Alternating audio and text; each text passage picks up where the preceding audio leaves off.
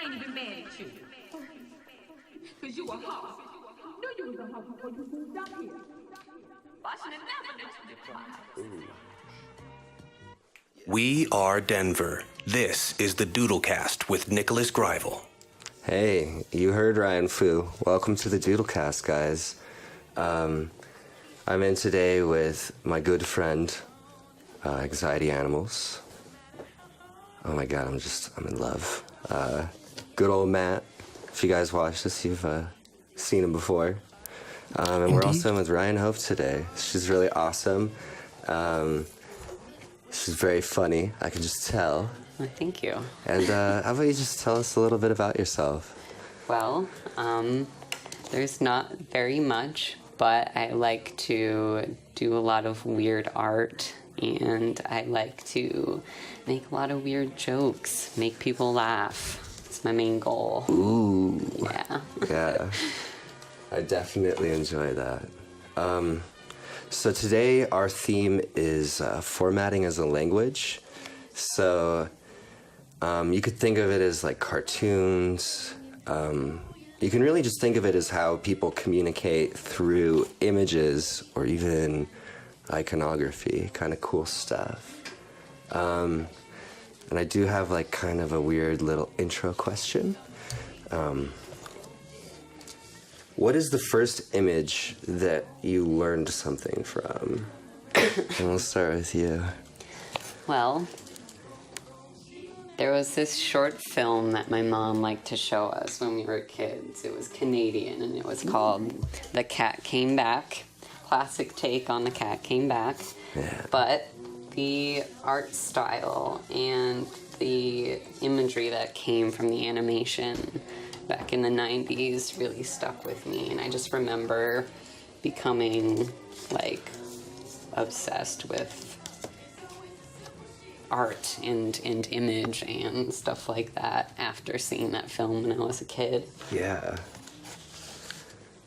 And kind of what was it, not necessarily like physically, but maybe even like emotionally or like thematically that spoke to you about it?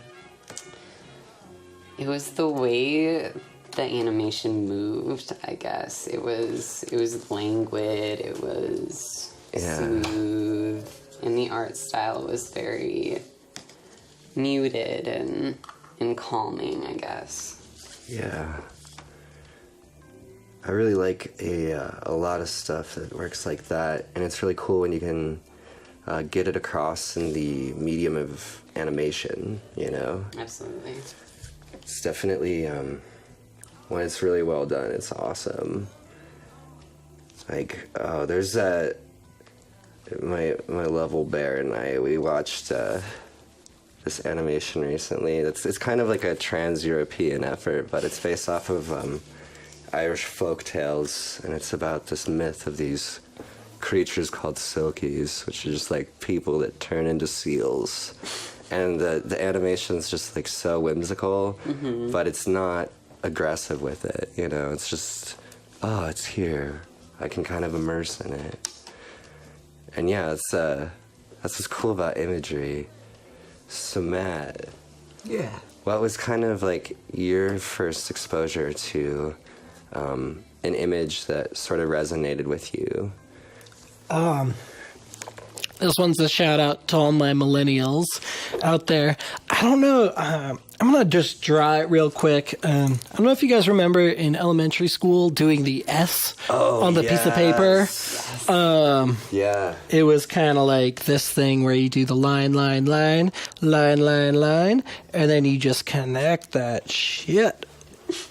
I forget how to do it. It's been so long. Whatever. It was like that thing. Whatever it is. Yeah.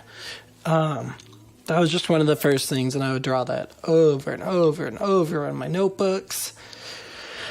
I guess, like, it didn't really stick out to me. It's, like, obviously not a quality image or really anything. Yeah. It's more of, like, a meme within the school setting because everybody did it. Just right. like a Lisa Frank thing or something. They're just like, wow, I'm really bored. Yeah. Yeah, it was just, like, one of those things that brought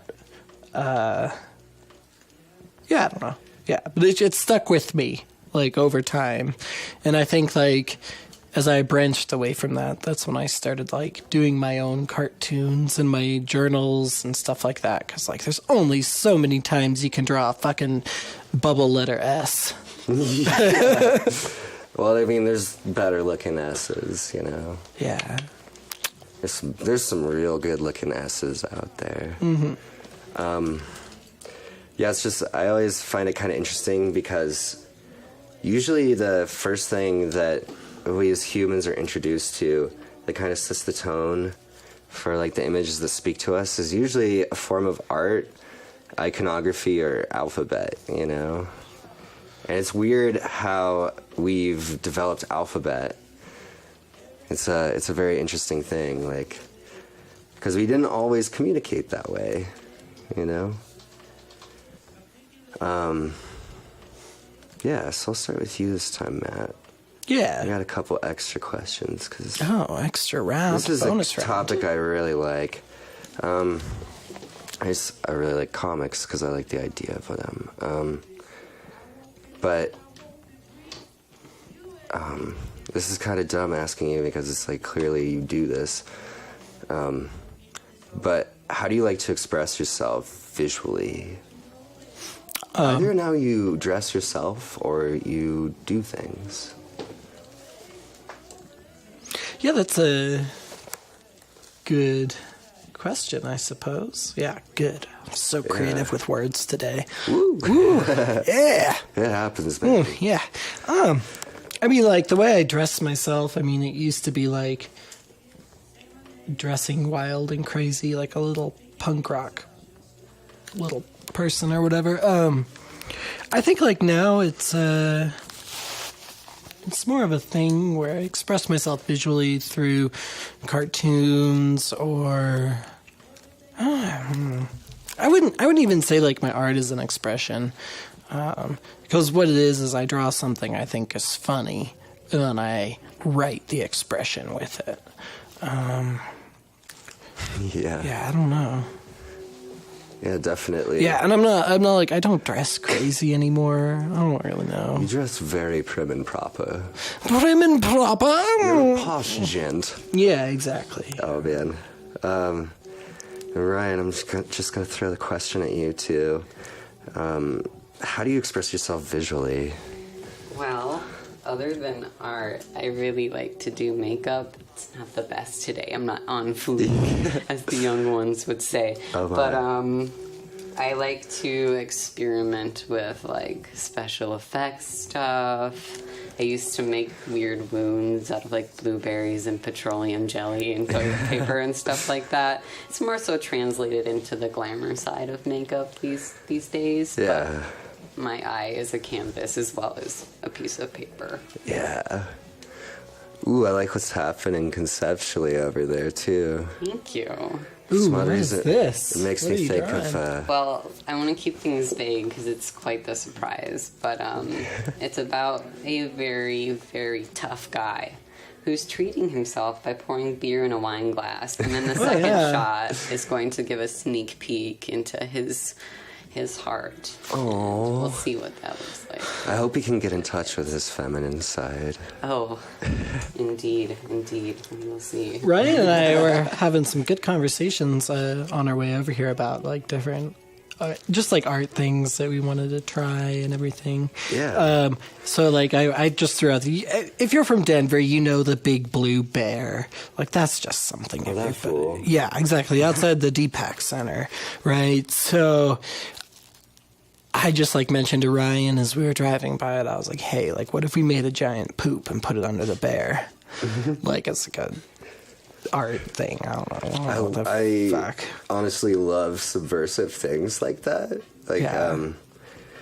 Lately I've been just, like, leaving chalk places. And I find that it's, like, a very effective way of getting community art made. And honestly, much quicker than if you try it with, like, if you leave, like, nice art materials around for people, they don't mess with them. It's kind of weird. Like, you're like, hey, I left you an array of pens. Right. And some nice paper. And they're like, is somebody trying to trap me? What are they trying to do? I'm like, just want to be a human for a minute. My bad. I don't know, though. If somebody left me some nice paper and pens just lying on the street, I would take that shit in a minute. I'd be like, I'm broke. I can't afford this. I don't care who this belongs to. I'm appropriating it. It's my booty. No, pirate booty, not physical booty. Yeah. I don't know, though. Yeah. So just like kind of getting more to the side of formatting, because we've kind of like been talking about how the language of image sort of works, but also like formatting, which to me is like the way the idea is presented. And you can see when you're looking at what's going on the pages around, we're all presenting our ideas in different ways, but we are putting forward an idea.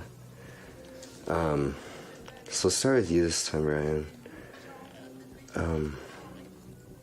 Sorry, it's really hard for me to write and talk. Yeah, that's weird. But how would you like to see like the way you present things visually? How would you like to see it received? Or really, what I'm getting at is like structured. Because I really think a huge part of the way things are received is how they're put together, you know? I'm not sure I understand that. Well, like, maybe... Yeah, see, I do these weird open-ended questions. So, like... And I always end up having to answer them. Why do I do this to myself? So, like, for me, with kind of what I like to do with my visual medium is because I like finding patterns and finding new ways to place them and get across the points that they make. Mm-hmm. And I always discover new ones, but I'm finding that the way I put together the same things I've been drawing for years, when I find like a new way to put it into a different space or perspective, I get really excited, you know? Well, I think that's just the thing. Like, I don't know if there's any specific way I would want to tie down the way I present my art. Part of the fun thing about art is that it's consistently changing. And I like to explore different ways to present my art. I don't necessarily always have the funds or transportation or means to do all the crazy weird art stuff that I want to do, but I try to think in a different way. Yeah. And it starts there. And the fact that it's always growing and changing and stuff is part of the joy of being an artist, you know? Yeah, absolutely. I mean, I was kind of getting at that point. But Matt, I guess since we kind of jumped the gap, what do you think about the repetition of iconography and imagery? The repetition? Yeah. Because we get a lot of things from all around us, you know? And that kind of influences it. Yeah. I mean, I think it's kind of weird because if you look at it, like, you have the repetition from, like, say so there's, like, certain standards within, like, the cartooning world of, like, 3-panel comics that you see in the newspaper or something like that. Yeah. And these are, like, standards that have been created, I guess, over time. Yeah. Or just, like, certain ways that you organize. Something that's always been kind of weird to me is, like, especially, like, comics, like, as in Marvel and DC comics, are very closely related to film, almost. Yeah. With the way that you organize the art and the shots. And it's one of these things that there's a standard. There's a standard to film. There's a standard to things, the angles that you draw it and things like that. And these are weird kind of things that we've set up over time, these parameters, and people find different ways to do different things with them. I don't really know what I'm talking about at this point. I don't fucking know. No, you're you talking put about words it. in my mouth. Hey. Yeah, but it's just like you have these standards within a certain medium, and then people also break those standards as well. Yeah. And sometimes that can backfire horribly. I don't really know. Well, yeah, it's like really funny is because when I think of comics, I really just think of just like visual medium. Like I even think cave paintings are technically comics. Technically? Yeah, and I think that even a painting that... Probably better than Dilbert, too. Yeah. I think very strong, emotive works of art of any kind are really like comics, you know? Yeah. Because, oh my god, this is going to be fun, guys. I think like portraying a story through your art is really a comic. Yeah. That's what it's about. Well, if you can piece together different things from the story or from the art and find a story within it, you're telling a story, and that's what a comic is doing, I guess. Yeah. And I think it's like really a very just amazingly human thing, you know. But it is interesting because not only is it a human reference, but it's also, you know, a reference to the culture at the end of the day. So this is a very open-ended question, because pretty soon we're actually going to talk about comedy and bring it back to comics. So I'll start with you again, Ryan. I like counterclockwise. So really, we've been kind of talking about like iconography and like image and representation. How is it that you feel society perceives, it's a very open-ended question, your representation visually? Kind of with the theme we've been talking about, you know? Well, it depends. I think there's a lot of, you know, what intention am I putting behind it? Yeah. I think if I want something to be perceived a certain way, it's going to 50-50 maybe be perceived that way. Yeah. I mean, it's all pretty subjective. I would hope that people are, you know, reading my representation as positive or silly or something they can relate to or something like that. I want to be overarching, if that makes sense. Yeah. Just relatable, you know? Yeah. Yeah. And then Matt, just for a little bit of different perspective, how is it that you feel you are being perceived, like, socially with what you represent visually? And this is a very open question. Yeah, I don't know. Yeah. In a lot of ways, I don't really... I know it might not be your cup of tea kind of question. Yeah, I don't really care about how I'm like perceived socially from what I create visually. I'm actually like pretty always embarrassed by my art. Like, so I put some art in a gallery yesterday, and I went for the opening, and like I was pretty self-conscious about my art being there because like technically it like wasn't the best. And like I know I'm not like a super technical artist, like I understand somewhat things like that, but I'm not really refined because I haven't really focused on doing like anything more than cartoons over the course of my quote-unquote career, and so looking at other people's art, I get really self-conscious. I'm like, what's different between my art and there? And like some people came up to me last night and they said like, hey, your art's like really funny, we like it, it's like we like your art, but to me like being perceived like that is like, I almost feel like my art in a way is kitsch, which I'm okay with. Kitsch makes money. Well, it isn't even necessarily. It can just kind of come across that way. Right. And like, but that's, you know, that's not what you put into it, I don't think, man. Yeah. So I think that there's like And like, this is kind of Ryan was getting at this point, you know, there's always a subset of people that will interpret it differently, you know? Yeah, So it's most like definitely. not for anybody to Yeah. worry about. It's just kind of interesting. I find it interesting kind of thinking about it. Yeah. But I don't really think of it really in terms of comparative. I think of it as like, well, who's vibing with what I do, you know? Right. Which I is, think for people, though, that, I mean, like, we live in a very capitalist society. It's a dog-eat-dog world, and people are just generally predisposed to comparing themselves to other. So even when it comes to, like, personal or subjective things, everybody's still comparing that. You're looking at it and you're saying, like, hey, what I did isn't as good as what they did. And like, I really get down on myself about that, but in a lot of ways, it's really just different. You can't compare a cartoon to a photorealistic painting. That's comparing apples and cheese, not even apples and oranges.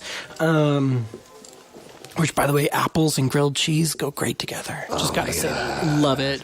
Like a white cheddar and green apple grilled cheese, fucking did I the miss best. something this morning? Oh man, this sounds great. Yeah. Anyways, so it's easy to get down on myself about it, but at the same time, like, I need to be better about recognizing, like, there's people that like what I do, but there's people that don't, and my stuff is different than other people's. If it was all the same, it wouldn't be art, I guess. Yeah, I guess that's where I'm coming from. So I don't really know.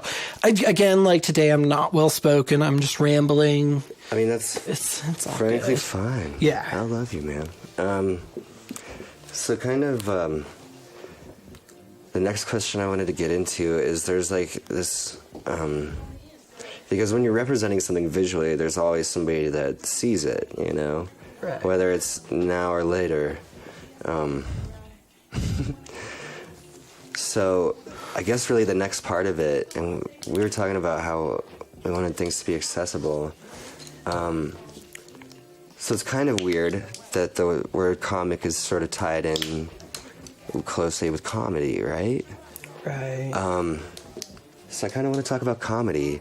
So my question, just to give you like a better reference, I mean, I'm sure both of you guys already know this, but like comedy doesn't necessarily mean like, haha, funny. You know, it's really referring to like, how relatable it is, you know? It's an expression of like, it's trying to find the most like base human experience. And I honestly think it's evolved into this haha funny because that's like, I think a base human experience and like reference people really need. So anyway, Ryan, just like relating to comedy, what is it that makes something funny to you? Well, there's a lot. I think mostly I enjoy humor that comes from a real experience or something that a niche community can relate to on a wide scale. Like, for instance, Parks and Recreation. Yeah. I like the humor that's embedded in that show because it's realistic, but to the next level. You know, it takes those personalities and those situations and it kind of amplifies them. Yeah. So yeah, I'm sorry, I like half forgot the question while I was it's, answering it. What do you find funny or like comedic? Like, what sort of relates to you on like a very human level? Man, I don't know, so much. Yeah. Well, take your time, you know? It's the DoodleCast. Yeah. It's relaxed. I think, to be honest, what I find the funniest is just stupid, blunt, I came up with this on the spot humor. Yeah. Like when me and Matt were in the car, we were just talking, we just ended up talking about like a burrito that was a war veteran and was like telling his story or crying over another burrito, and it's those types of things that I find the funniest because it's like look at just your imagination doing something so crazy, awesome, wild, and hilarious. It's great. Yeah. Yeah, absolutely. Like, Because that is really what is like superhuman. Are those like kind of just like weird one-off thoughts? You're like, whoa. Yeah. Can I just think of that? Yeah, like what if we like reenacted the Vietnam War with fucking Chipotle burritos, and there's just like a half a burrito like laying like, and the other one's like, no. Yeah, no. Just like weird what if kind of things. Yeah. I always liked those stories of people that either have like connections with animals or have like some sort of intrinsic value of the animal. I'm not talking like superhero stories, but you know, sort of that allegorical idea. Animorphs? Never actually got into that. But you know, no shade to anybody who did. I love you. I had homies like that, don't worry. Yeah, I was never in into middle school Animorphs once. either. I was more like Lord of the Rings, Harry Potter. Yeah. Well, like, I don't know. I'm a huge sucker for fables, and I honestly think fables are a really good example of the classic definition of comedy. You know, you tell these allegorical tales, and oftentimes they come with illustrations for a reason too, because it harkens back to something people have been doing a very long time. But you imbue like either the animals or the people with traits of one or the other. So this is gonna be the weirdest question I asked today, and we'll start with Matt. Yeah. It's such a dumb question to ask you. It's like I so already know. I feel like we've probably asked this before, but it's just a fun one. If you could be an animal, I'm gonna add to it. What animal would you be, and what would your name be?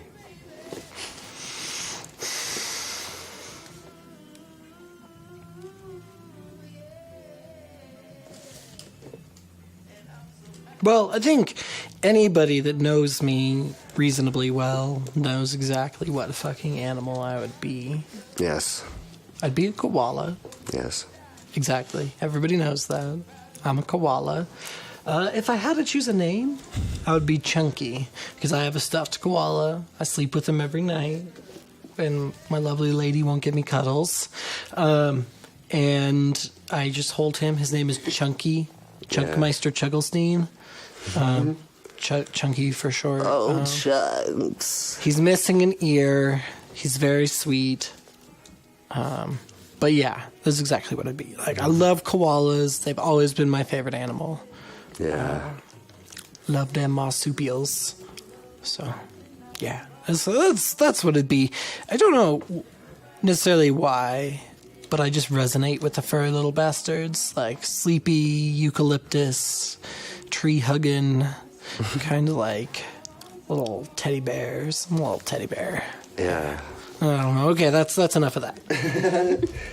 I mean, I always like asking this question, and especially on this theme.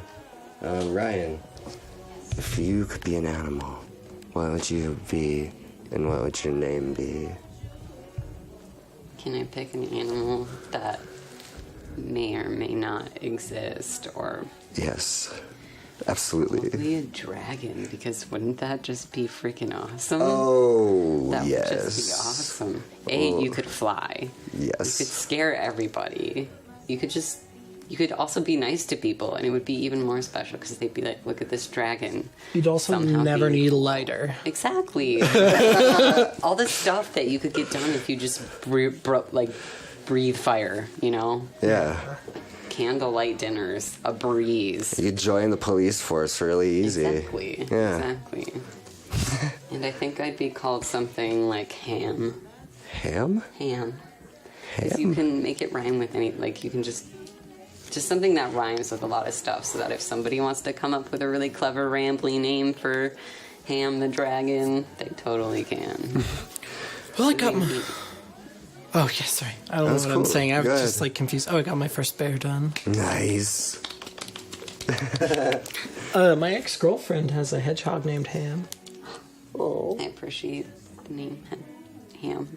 Yeah, that's a good name. It's a good name. It's a good name. I mean, this wasn't a question I had planned, but I'm legitimately intrigued because I saw your Instagram tag. Do you like foodstuffs?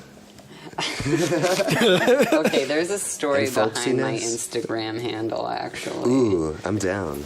So, for those who are listening, my Instagram handle is a big old can of beans. And where that comes from is when I was young, it was Easter, I sat in front of a camera. We had a weird handheld camera, and I was playing with a duck, and I just kept saying, jelly beans, jelly beans, jelly beans. And from that point on, everybody just called me Beans. And so I came up with the name A Big Old Can of Beans. Awesome. Yeah. As long as you're not a Reagan, I'm cool with that. Absolutely. Farthest thing from my character. Oh, thank you. Thank God. Yeah.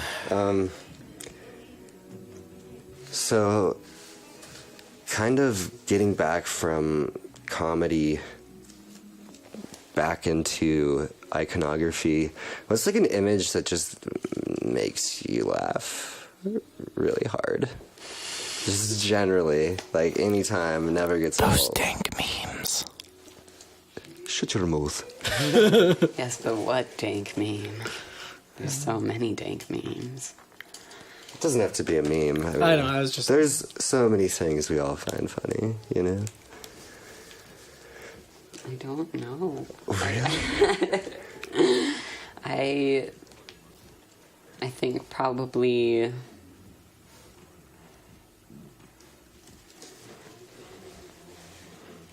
Yeah, I don't know. I'd have to think about that one. Yeah, I'll That's give- a very big question. I'll So tell many you things mine. make me laugh. Tell us Because yours. it's really weird, and I'll give you time to think about it. Of course, we can just draw in silence while you think about it, too. I don't mind. I like doodling. There's this documentary about this honey badger named Stoffels. And I made a bunch of clips, just little like 11 to 15 second loops of this badger doing weirdly human things in weird settings. And like he'd be like dancing, and I just like, to this day I can still look at that and it'll make me giggle. Like, we can pull it up if you want. I don't know if you're feeling that Stoffels the Badger life. Please pull it up. I'd love to watch it right now. Let me see if I can even find it. I think it's worthwhile. Oh, it's speaking of weird, funny things. I don't know. Honey badgers are just really funny animals because they They don't care. You know? they just prowl the savannah, and they literally give zero fucks. Like, they just don't care. Like, oh, that's a lion. I just don't care. I'm still gonna go steal or try to steal its kill. Like, it's like, dude, who do you think you are, you crazy badger? But, yeah. How far back in my life was that? Oh my god, guys. It was like December or so. Yeah, here's one of the good ones. This one's like, anger, viscerally. He's just like really, he's got like the... It's like, Would you come like on, to man. look at that? It's really... That gets me every time. Yeah. I remember I came over and you guys were watching that documentary. Yeah. Loved it. It was great. I think we were giggling on the floor at a honey badger. That's pretty much what it was. Yeah. So, Matt, what's something that makes you giggly? Doesn't have to be an animal, Every time. Okay, there's been some controversy over this meme because it's making fun of somebody. Oh, yeah, no worries. But Don't even worry about it. every time I see it, I crack up. I don't know if you've seen it, but it's like the lady at the baseball game and she's like, what? I don't know. We can pull that up. Oh, yes. Yes, that one makes me crack up About. every time I see it. And then they have like the variations on it with like the different weird animations of it. I don't know why. It just makes me crack up. There's just something about the face and the what. I don't know. Yeah. What? No, I love that, like, I don't know, it's kind of like it's an old caricature, too. In so many cultures, just the cranky person just belligerently not knowing or being aware. Exactly. Yeah, it's great.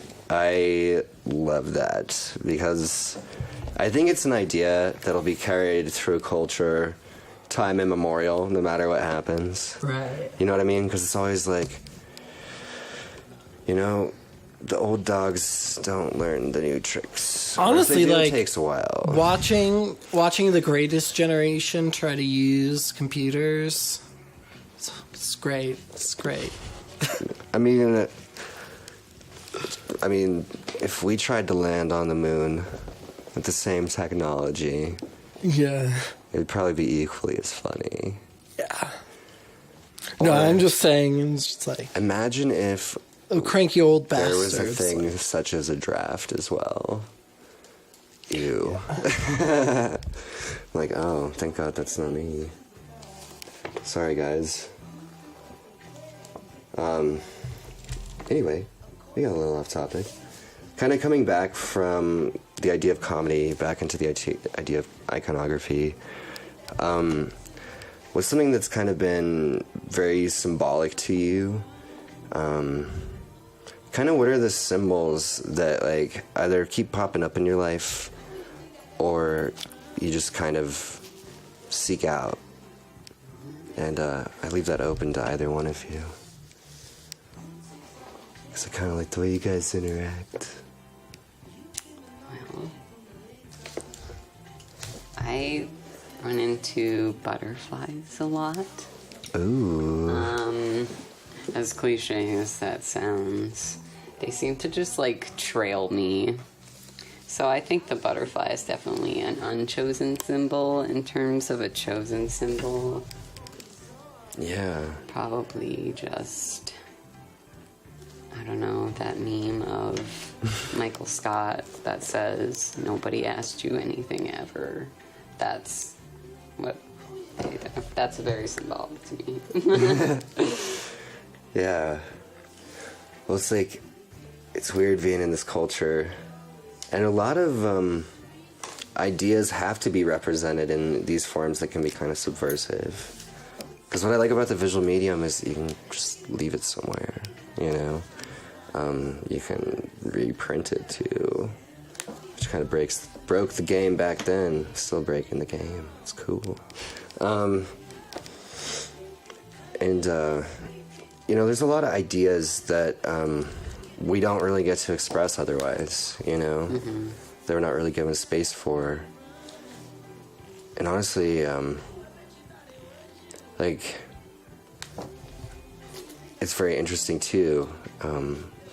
So how do you guys relate to ideas that aren't necessarily new, but have been sort of covered except for in like very specific comic reference? Because I have like one, if you need like an example. Yeah, I need an example. There's this like, because when I say comic book, I don't mean like superhero comics, but it's really confusing to people, so we'll call it a graphic novel, because that's usually the term that they give to comics that don't fit the convention of comics. But one of my favorite authors is this guy, Charles Burns, and he's got this book called Black Hole, and I don't know, it like, one of the topics that I think is very relatable to a lot of people is like the acrimony in young relationships and the way it affects you. And that's kind of like a subject that he's able to like talk about through like a visual medium because he kind of abstracts it. And also like talking about like the use of like different substances because it's kind of set like kind of late 60s, you know. And I don't know, it's kind of, it's interesting finding that through like a lot of the mainstream, not medias, but mediums which is part of the media, because it's a plural. Anyway, is that they don't really give space for a lot of conversations like that. And those are ones that I find really interesting, you know, because you can represent these ideas without having to fit the confines. So kind of, yeah. What sort of ideas do you see, like, represented visually that you don't really see elsewhere? And it doesn't even have to be, like, drawing or, like, comics or visual art. It can be, like, any form of expression, you know? And I'll leave it open to either of you guys. Something that you don't really see elsewhere, represented visually.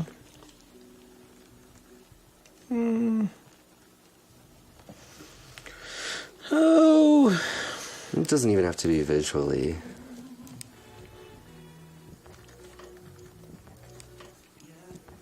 I mean, thematically, all the themes are just rehashed old themes. Right? So I think that's true.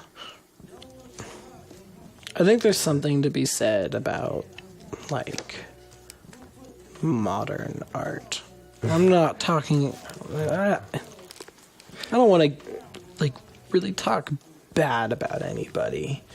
Yeah. But, like, modern art is one of those things... I don't know. Ryan and I were talking about this. Sorry, I'm not trying to throw you under the bus. Oh, no, don't worry about it. But, like, if you have 4 shades of white on a canvas, like, that's something that's not going to be rehashed anywhere else, I think. Mm-hmm. It's like... I think you'd be surprised at how many of us are obsessed with Marcel Duchamp. Yeah. I don't know. It's just like the statements, these broad statements that you can make from, like, a couple squares on a paint. Well, it's like, are you more of a publicist or an artist at what point? Right, exactly. You know? Once you get big enough, you can take a shit onto a canvas and call it art. And I don't... Which is, I think, a very interesting thing with the comic medium. Because one of the things that applies to it is syndication, you know? Right. Which is, like... It is, like, a different medium unto itself. You know, it's replication and distribution, which is a wholly different thing, which kind of alters the way we communicate information. Because I also think with syndication comes a little bit of censorship, right? It definitely does. All the time. Not only, like, syndication within, like, the newspaper comic world. Like, so newspaper comics are really dying. Everything now that's, like, big is a web comic. You know, the only newspaper comics that people still really enjoy or, like, actually, like, buy are things that are already reprinted, like, for your kids. Like, you buy them Calvin and Hobbes or something. Whereas, like, newspaper comics are kind of going out because nobody reads newspapers anymore. And their main audience is... I don't want to sound bad. I'm not trying to be a demographic, like, person, but the main audience for newspapers is older people that, like, don't read things on the internet. And even then, it's still dwindling among them. I mean, nobody uses newspapers. And so when you have something like where you have this very specific demographic reading it that's very, like, aware of, like, censorship, I mean, like, they're a generation that, like, really wants to censor things and have everything be, like, very family-friendly in, like, mass printing things, right? Like, they're the generation that banned a bunch of books. They're the ones that came up with R ratings for movies and had the Hays codes. I don't know. So you look at it, and they want family-friendly comics printed in the newspapers, and a lot of comic book writers try to be edgy, and then they get complaints, and then they get threatened to have their comic dropped out of the paper, which is a lot of times what happened. The writer of Pearls Before Swine really tried to make a lot of edgy comics starting off and got dropped off. So I don't know. No. We're doing weird sign language, I'm sorry. Well, anyway, just because we're kind of at a point where I have a whole different thing to get into, we're just going to do a few plugs. So coming up on the 22nd at 6 p.m. at the Birdseed Collective is 100 Plus. It sounds like a really cool, very open, cool, groovy, collaborative show. And then it's happening the next day on the 23rd at noon. Once again, I just want to plug it because I love jugglers. I love what they do. The Denver Juggling Festival. It's coming up on August 10th. It's closer than we think. And then the last show I sort of wanted to plug for everybody to check out coming out next weekend. Seems like a very open group show. It's called San Escobar. It's at Gildart Gallery. And it opens on the 21st. And it goes 6 till 10 p.m. But for those of you that don't go to galleries, it'll be running until August 25th. So you'll have time to check it all out. Because it's always cool being able to check out art. So anyway, kind of the last question I wanted to ask, because this one's probably the least open-ended, but because we've definitely touched on it, but because you've talked about what it is, but where is it that you'd like to see, like, the common culture move towards? You know? In what sense? Any. Like, because we're talking about the way we represent ideas to each other, and, like, what are ways you want to see the culture move forward, or, like, what sort of, like, accommodations in space? Because everybody needs that, and, like, I think of it from the perspective of, like, an artist. What do you think is going to be, like, important as we start exchanging experiences and sharing ideas with each other? Well, I think for me, most importantly is, I think there needs to be more spaces where people like this can get together. And secondly, people just need to be more upfront and honest about what they're needing and stuff like that. Well, yeah. And I mean, that's always going to be hard, you know, because I'm sure that it's like a generalization, but we all have problems asking for help and stuff, Of course. And some of those lessons we learn on our own time. Matt. Yes. Moving forward through the future of humans sharing ideas with each other, what sort of, like, things would you like to see in the perpetual conversation of existing around each other? I'd like to see the internet not be so internet-y. Yeah? Yeah. It's just like I know this podcast has turned into a gripe session for me. Oh, no, have you ever awesome. met somebody that's like 17 right now? 16, 17? Oh my god. In the lingo they use and their 10-second attention spans. God, I sound like a disgruntled Yeah, you old sound timer. like a But you know old what I codger. mean? Yeah, I'm being a curmudgeon right now, but it's like the Hey, no internet worries. has created, and I guess it's like a learning curve with like all things and like how we use it. No, I totally agree. I But wish, like moving away from like instant gratification for all sorts of things, and like maybe kind of moving more towards like how can we use this as a tool to make things better, not to just use it for useless shit like Snapchat. yeah. I don't know. Yeah. I don't know. No, I totally Because like we have this agree, like man. great Like, tool at our expense, and we're using it to send each other pictures of our dick for 10 seconds. Yeah, it's like, come on, guys. Well, it's a lot of people don't know about it, but I know that this isn't but speaking as to formatting as a language, specifically like with the internet, one of the things that's really cool on the internet that not everybody necessarily has access to is there's like an internet archive. It's like there's a guy that's been developing it, and you can actually access it from like a few really big libraries in the world, like the Library of Alexandria, you know, and they have like these collaborative efforts But the thing is, like, yeah, I wish that the information on the internet was generally, not like rarely, you know, like a hidden gem, but generally more informed, you know, and informative. Yeah, and I'm not like getting down on it. I agree with you. Yeah, I mean, I think it's something that will happen, you know, regardless, at some point, you know, or it'll collapse. We'll see. I'm waiting for either or. I'm cool with either. I'll just straight be being me. Well, anyway, guys, we're getting really close to the end of the show. Doesn't mean you have to stop doodling. Feel free to be comfy, whatever you need to do.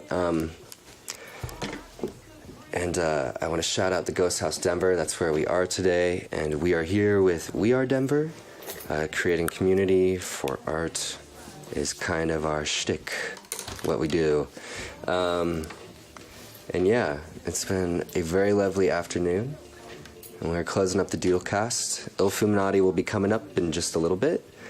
And we hope everybody has an awesome day. We're just going to keep drawing.